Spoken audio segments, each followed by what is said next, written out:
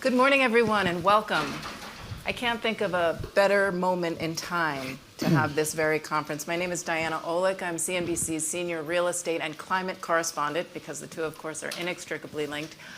Barely 14 hours ago, our new President Trump signed an executive order pulling us out of the Paris Agreement.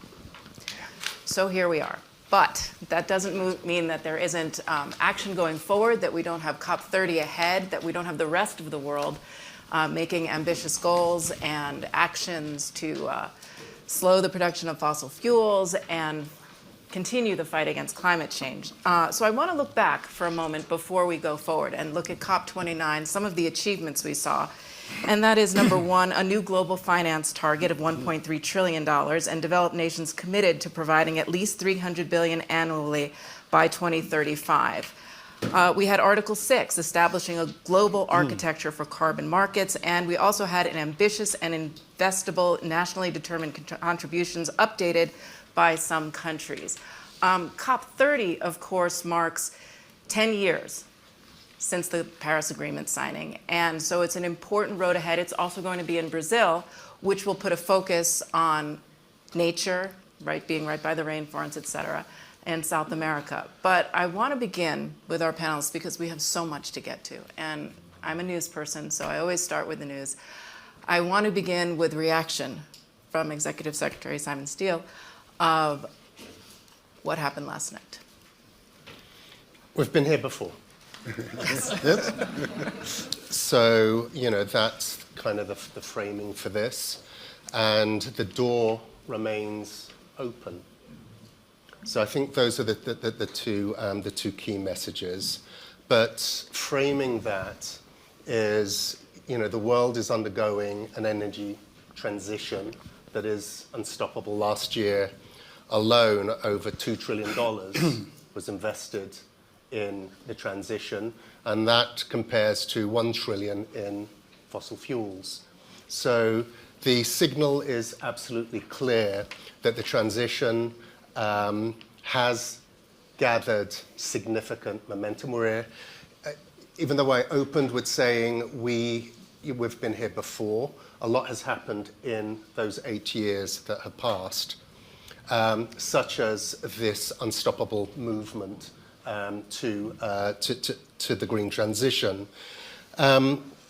Embracing it, it's very clear that it speaks to more jobs, better jobs, higher wages, stronger economies, energy security, as well as addressing the core cause of climate change, which is the burning of fossil fuels. And what is also clear in this competitive market, the global market that we're in, that anyone who steps back from this significant forward momentum creates a vacuum that others will fill and will benefit from. So I think that is kind of the framing context that we find ourselves in 14 hours after that statement. Okay, and so now looking back, I want to look at COP29 for a second and bring in the president of that COP, Mr. Babayev, Secretary.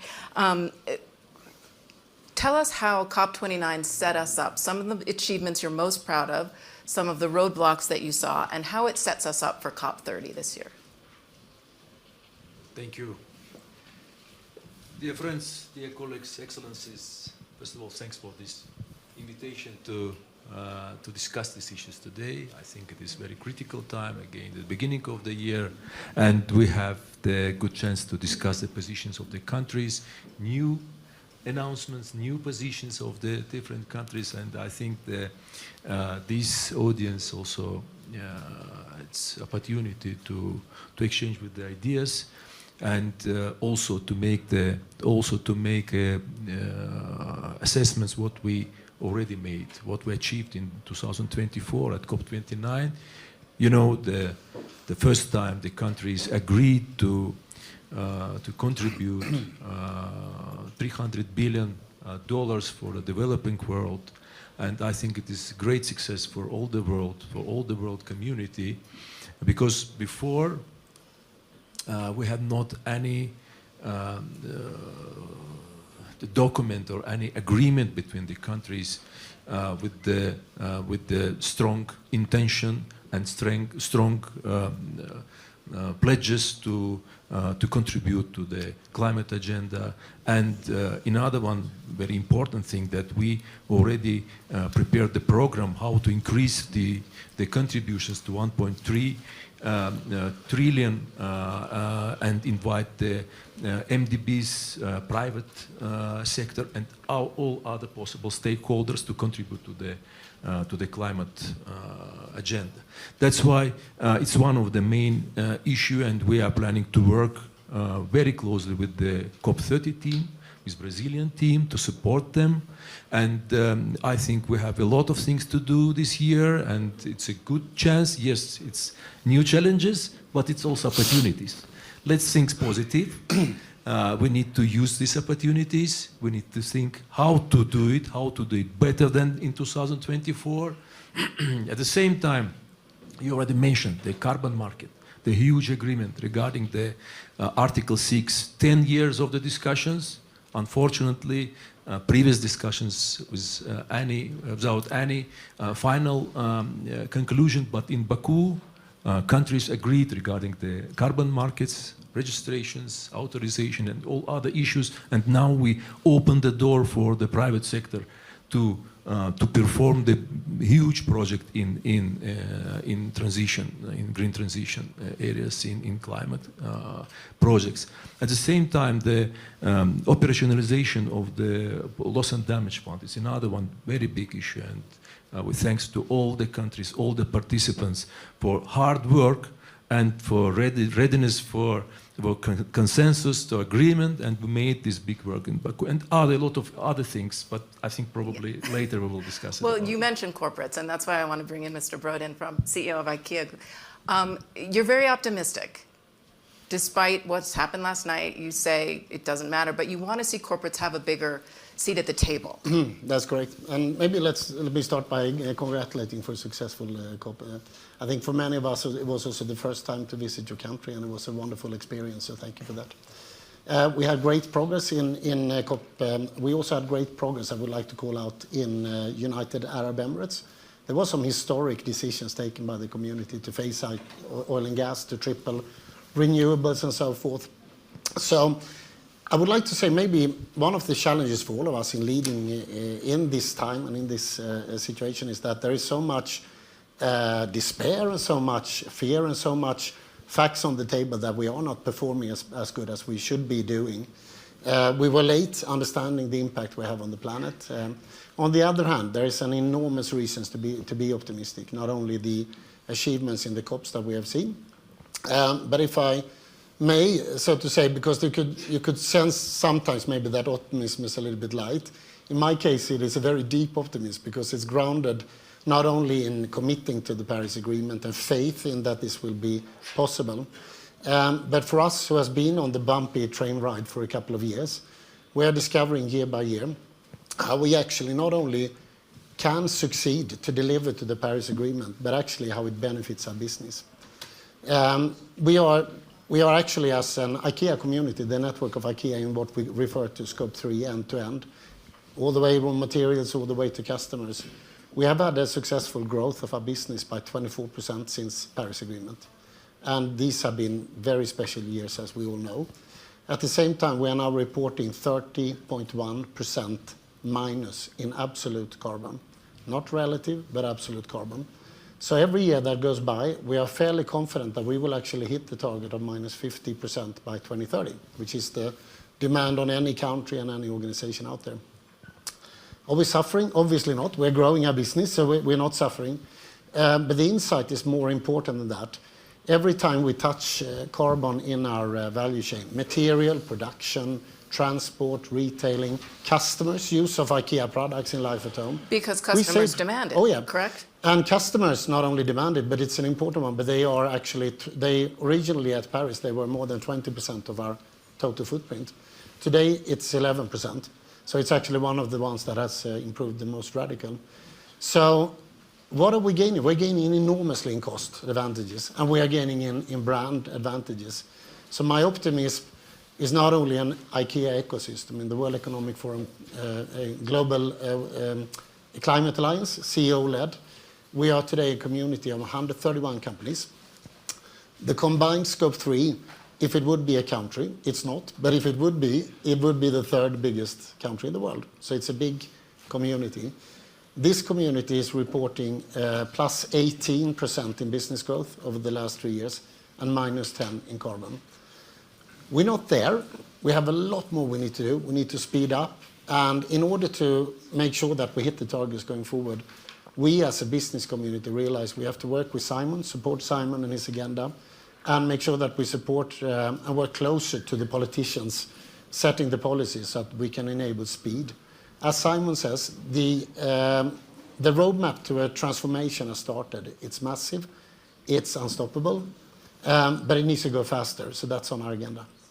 And while governments, I've been told by so many as I interview different venture capitalists in the climate sector, the investment firms, they all say that governments will commit billions, but really it's the private sector that will commit trillions.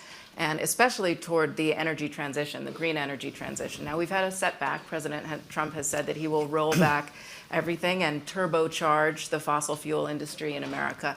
But I want to turn to our next panelist, Damola Agumbi. She is Special Representative of the United Nations Secretary General, Chief Executive Officer of United Nations Sustainable Energy for All. So you have a big title and a big job. Tell us, if the U.S. is pulling back in the green energy transition, but corporates are still moving forward, how does that, in your view, change the global green energy transition? Okay, like everyone here, thank you for having me. I think I'll buttress what Simon is saying. This is actually an unstoppable movement now. Economically, this is what makes sense. I work in the other half of the world that's sometimes less sexy and not mentioned enough, which is the global south, especially on the African continent. When I go and meet government, I don't come in with a climate agenda. I come in that this is how you can end energy poverty, and this is how you can end poverty for many people. And the answer to many of that is renewables. Unfortunately, we still live in a world where 600 million people have no access to electricity at all, and 2.3 billion have no access to clean cooking. To put that into any matrix, and if you don't care about anything else, clean cooking is the 5th largest cause of death of an African woman today. So you can't say that you shouldn't swap out to these better technologies. It's the difference between life and death for a lot of people. Other thing that gives me so much hope is just on this stage alone, between the COP presidency and Simon in terms of carbon markets and the great work IKEA Foundation is doing, leading the charge on ending energy poverty, we're already collaborating at a scale where no one can stop. Not one country, not one leader making a decision, because it's just the right thing to do globally. The other reason why I want to focus on the global south is that we cannot live in a world where we can have people in energy poverty and think that we can hit our climate agreement. We don't live in a world where half of the world can do something and the other half of the world cannot. And what we're seeing is quite scary. We're seeing that there's a lot of localized pollution. You have like a continent like Africa plagued with 23 to 25 million small petrol gensets. These aren't big coal plants that you can just shut down at once or those type of plants. These are things that you can't regulate, you don't know where they are, and you can't tell people that they can't have energy. So that's where we're really focusing on. And with that and clean cooking, you cannot get it done at scale without the carbon markets. Thank you. Governor Babalo, you're up next. How do you prepare for COP30 and create the transition from COP29 in this new world?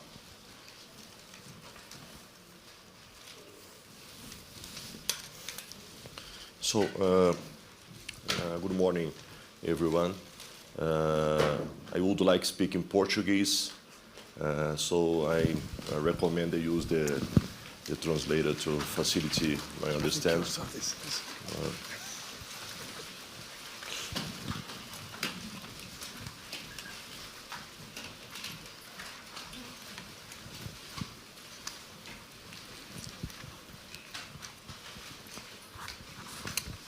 Thank you.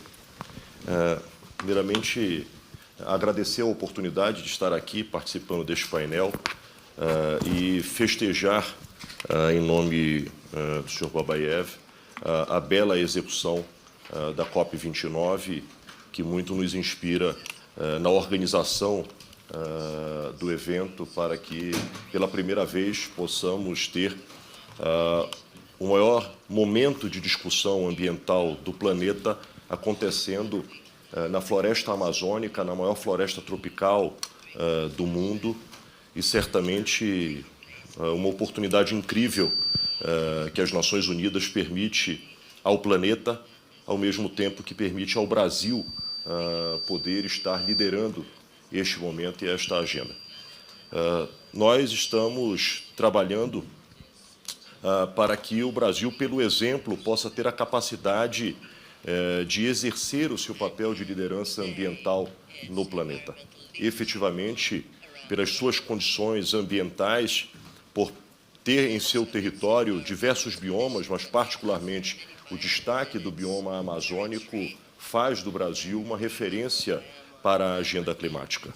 E nós desejamos que esta COP, com o seu simbolismo, que traga a oportunidade da conjugação do debate construtivo envolvendo a ciência, envolvendo as instituições públicas, as companhias e instituições privadas, mas também ter a capacidade da escuta aos povos ancestrais, aos povos tradicionais que habitam na floresta, que habitam na Amazônia.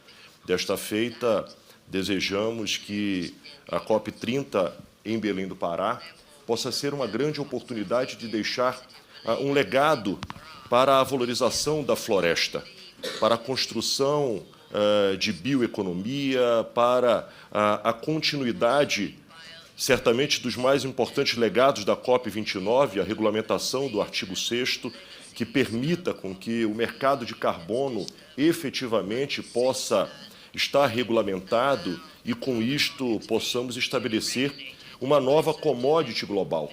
O mundo busca a neutralização pelas suas emissões. E enxergamos dois importantes pilares para a busca destas neutralizações.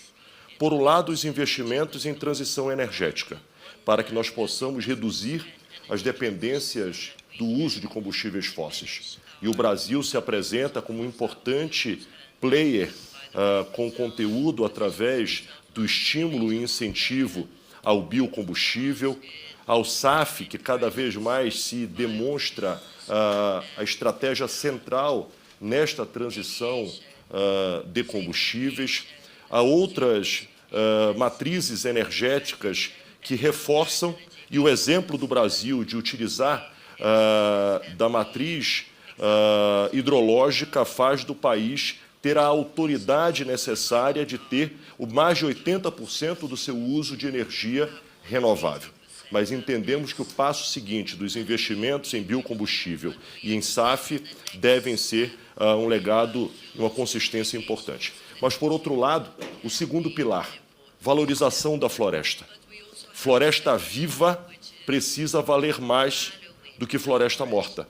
E nós entendemos que o mercado de carbono e o incentivo à bioeconomia através de ciência, conhecimento e pesquisa para o fortalecimento da nossa biodiversidade podem gerar empregos verdes, produzir pagamento por serviços ambientais, assegurar com que a valorização da captura de carbono possa gerar a grande estratégia compensatória para a busca das metas estabelecidas pelas companhias privadas e pelos setores públicos e países signatários do Acordo de Paris, no momento em que Belém permitirá, passado 10 anos, que possamos fazer o checklist e apontar os novos desafios para as urgências ambientais e para que nós possamos encontrar caminhos efetivos de equilíbrio às ambições econômicas e aos desafios ambientais do planeta.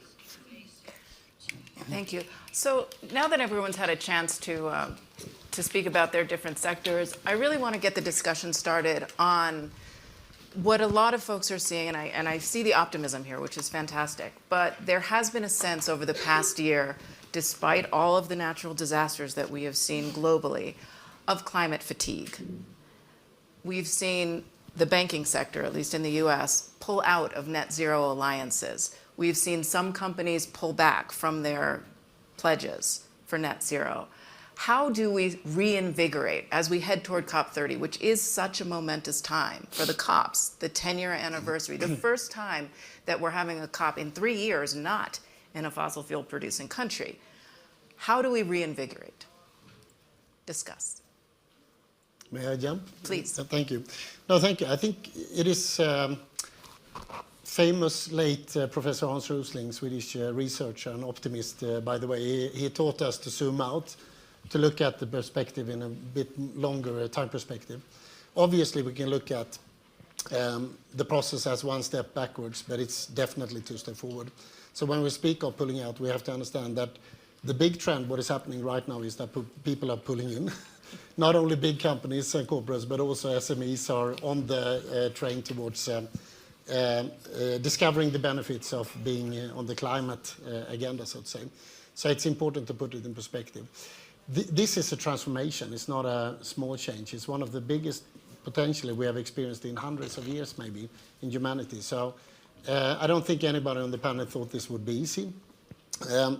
But the interesting thing is, as I hear my fellow panelists speak to also, is that it makes sense not only from a moral perspective, it doesn't only make sense from an economic perspective, which it does, in every end of it.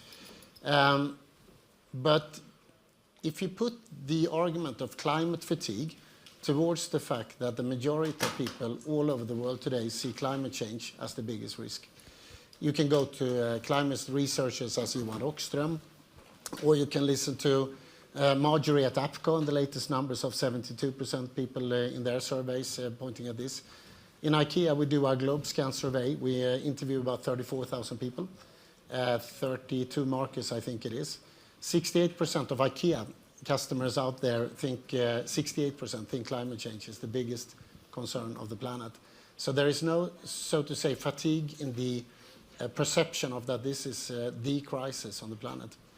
What I find interesting is that the difference between country to country is quite small. In our survey, China is actually has the highest engagement. Europe and US is a bit lower, but it's still very high.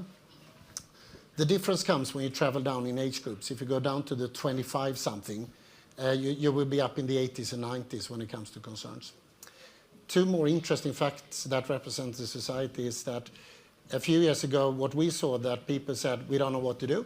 We care, but we don't know what to do. Today, 64% of IKEA's customers say that they do take conscious actions. And that means that they select and deselect brands. If we ask them, are you prepared to pay extra? 6% say yes. That actually doesn't tell us that people don't care. It tells us that they can't afford. So the economic puzzle that we on the stage and our generation of leaders need to resolve is to make this beneficiary for economy, for cost, and for people out there, and make it accessible for the many people.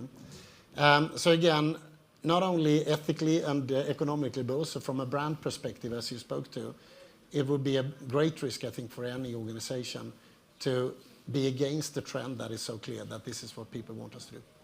And well, also responding, I would say we're in a state of crisis fatigue. So whether it's pandemics, whether it's war and conflict, whether it's cost of living, I think what we've demonstrated as a global community, and this bleaches into our multilateral processes, is that we only seem to have an attention span for one crisis at a time. So as these, this poly-crisis environment that we've been in for the last few years, climate has been pushed down that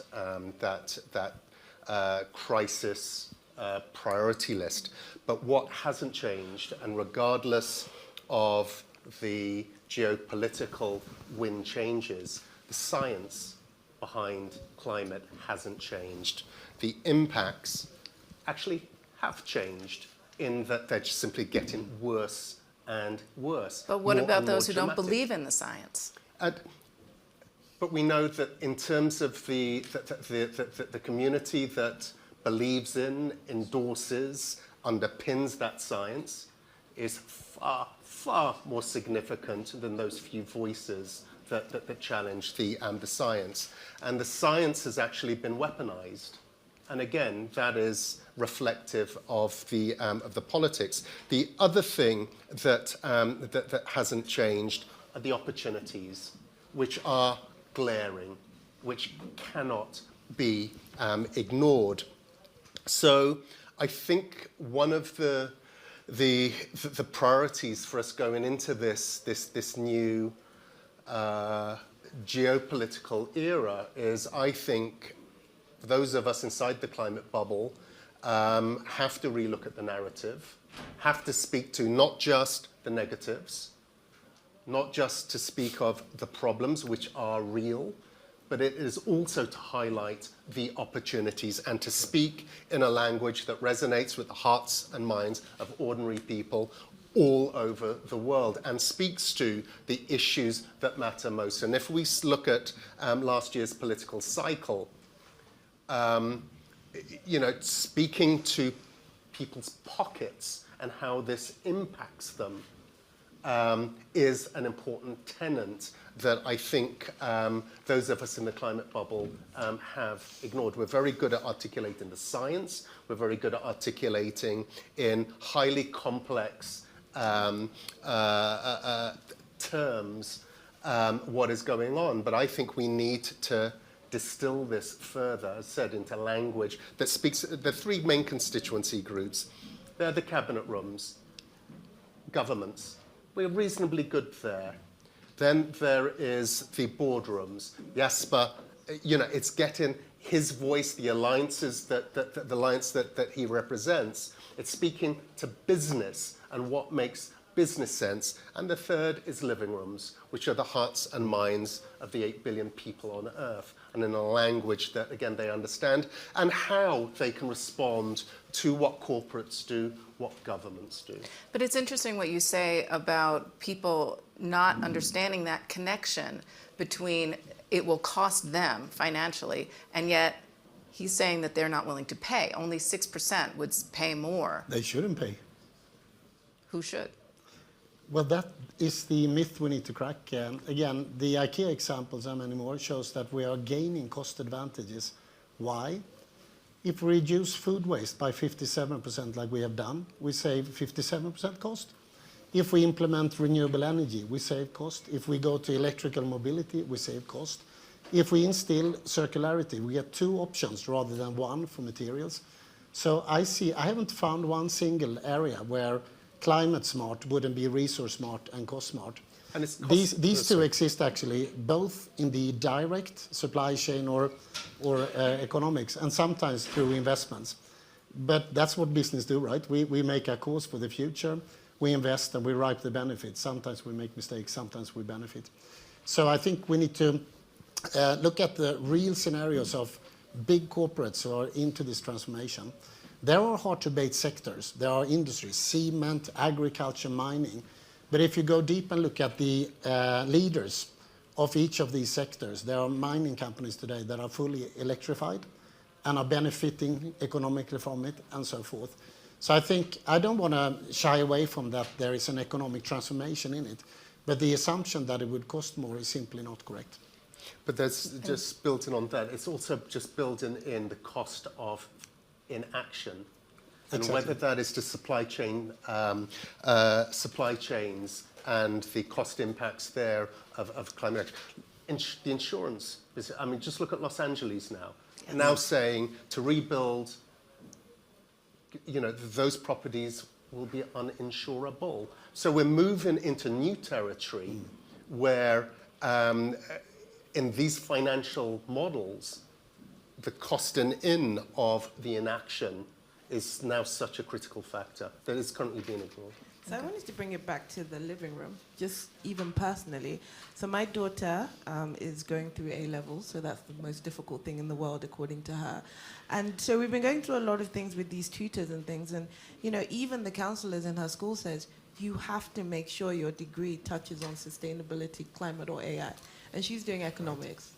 They're telling her that if you do not do that, you will not be ready for the opportunities that will happen. So when people say, oh no, everybody's hesitant, the entire education system is leaning on that is the future, and trying to educate our kids now. So it can't be, it has to be seen as the opportunity. I mean, my 8-year-old, they have a class on sustainability and climate, like a real class, like how they have English, maths and stuff, because they want to integrate it in them at that age. So just as a mother, right, even if I wasn't doing this, they are teaching me about this because those are the future careers they will go into. So it's very, sometimes it shocks me, not if you believe in climate, if you don't, but if you believe in the fact of the opportunities that are going to happen and are happening right now, you have to embrace this in some kind of way, because it's not even the future, it is now. But are you confident that the finance going into, as in you say, the clean energy sector,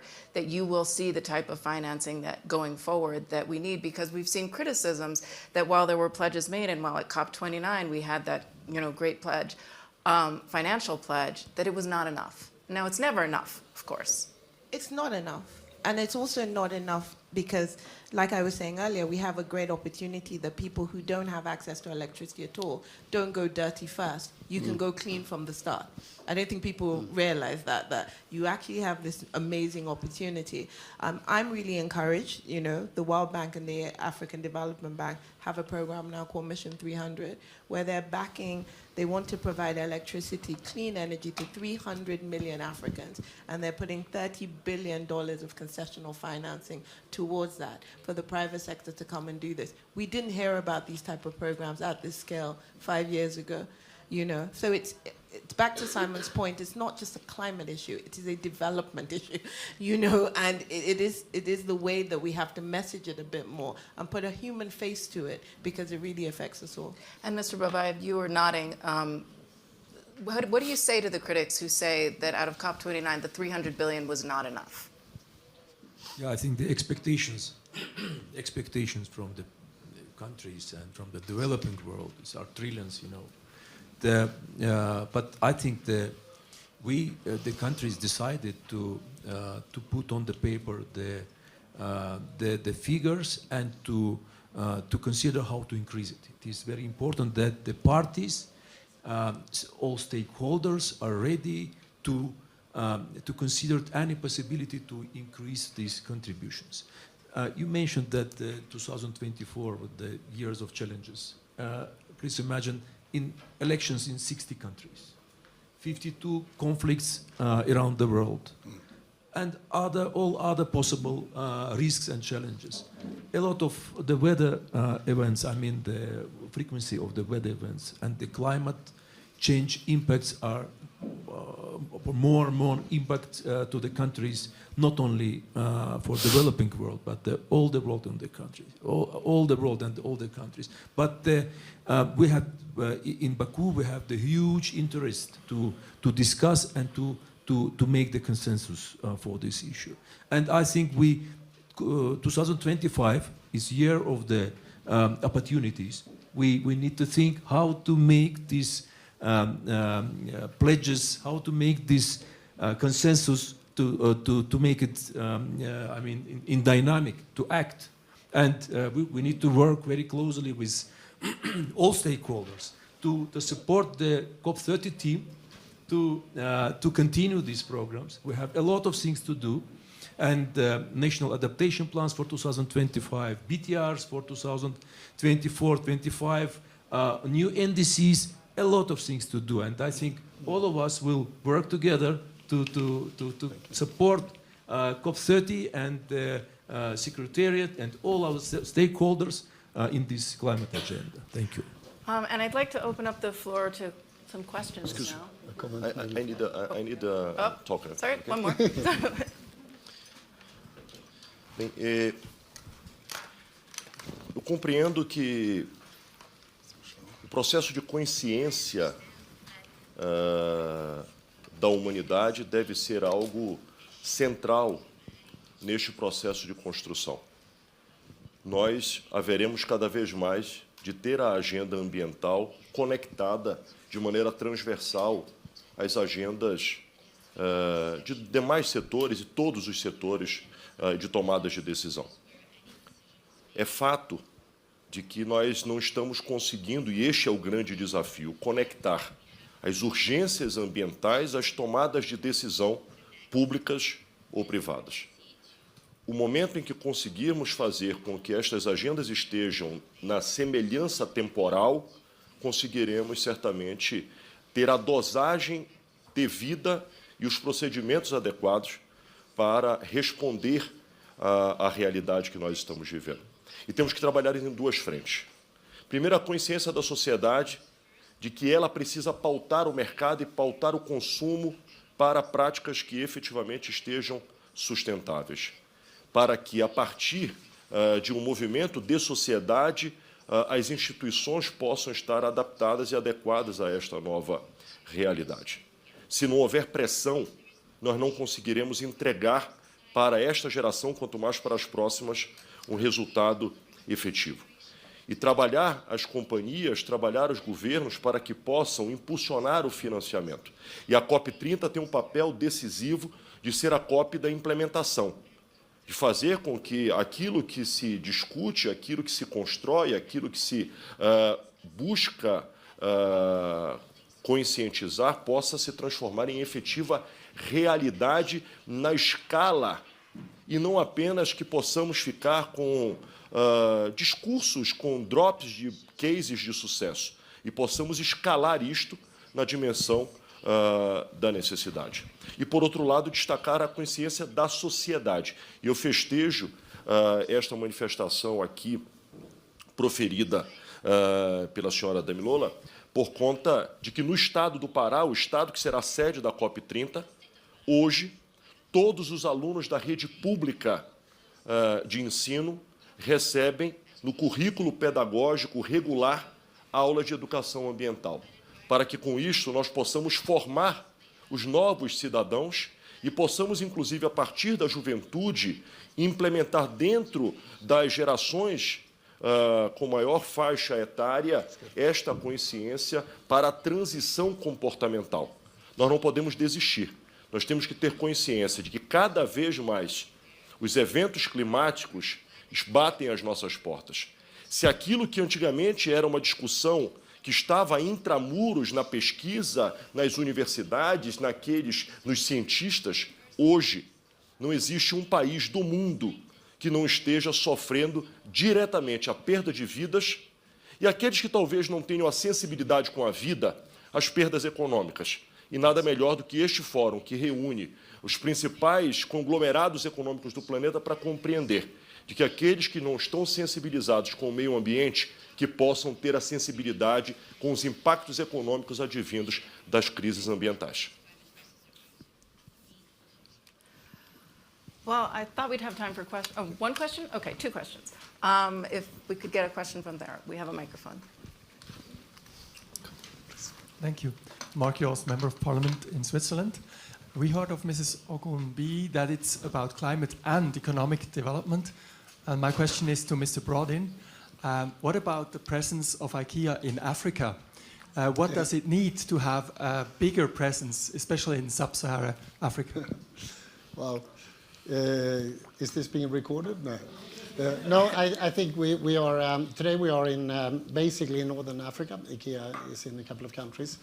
And our founder used to say, you know, we need to be where the many people are, so we are moving. And then at the same time, he left us with only one financial policy, according to him, and that was, we need to earn the money before we spend it. So therefore, we are a little bit slow in our expansion, but we hope to be going south in the future.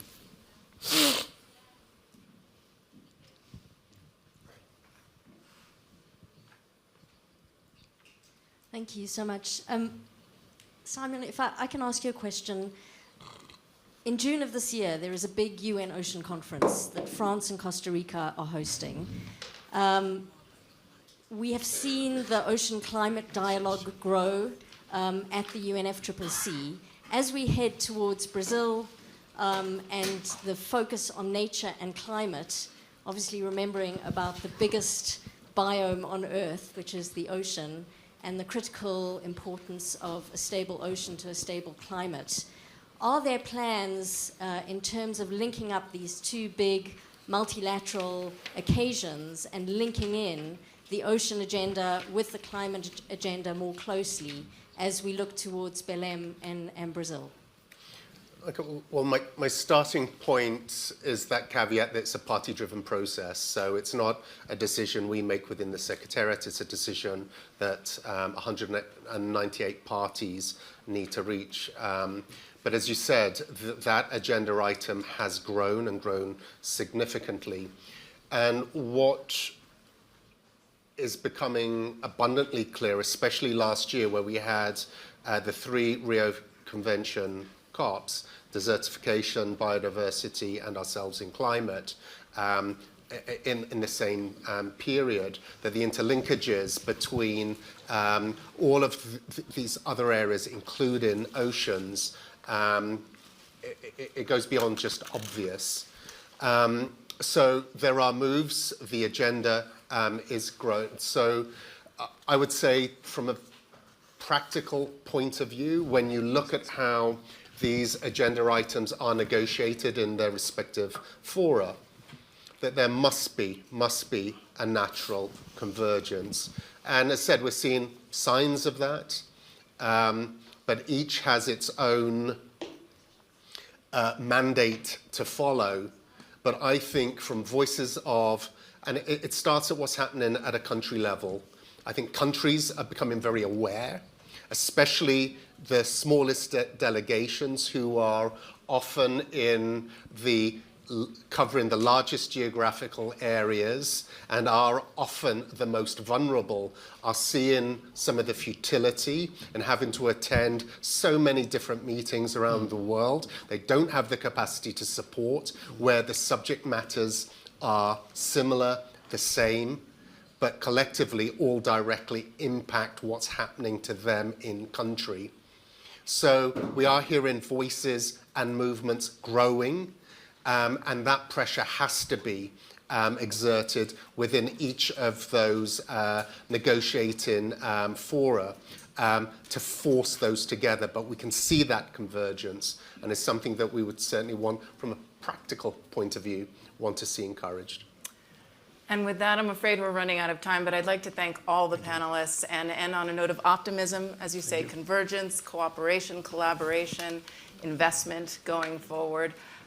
No more climate fatigue, hopefully, as we move in. And if you are going to do any social media, I'm afraid I forgot to say, hashtag WEF, please, to 2025, WEF 2025. But thank you all so much. Thank you. Thank you.